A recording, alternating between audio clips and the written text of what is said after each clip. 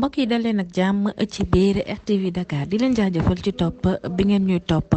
Mollah Morgun génnoon fi nag weekend bi ñu génn wax ni dafa am ay photo yoo xam ne daf ko am ci ki nga xam ne moom mooy Ousmane Sonko ay enregistrement ak li nga xam ne moom mooy ay audio yoo xam ni bu ko génnewee mbiri ci Ousmane Sonko dina gën a metti loolu indi nag coow lu rëy fi nga xam ni moom mooy ci réew mi ñu gis nag benn photo boo xam ni dañu ko génnee ci Ousmane Sonko ñu bari jàpp ni photo bile dañu ko daal di monter loolu waral nag ba mujjantal gi ki nga xam ni moom mooy Mollah Morgun daal di exprimer wu wax ni mi ngi jéggalu ki nga xam ni moom mooy Ousmane Sonko li nga xam ni moom mooy photo bi montage la dina vérifier nag li nga xam ni moom mooy audio yi ak enregistrement yi ndax authentique na waaye lu mu ci mënti doon moom mi ngi jéggalu Ousmane Sonko ndax bëggul benn yoon di wax loo xam ni doonul dëgg kàddu yooyu li nag tukkee ci ki nga xam ni moom mooy Mollah Morgun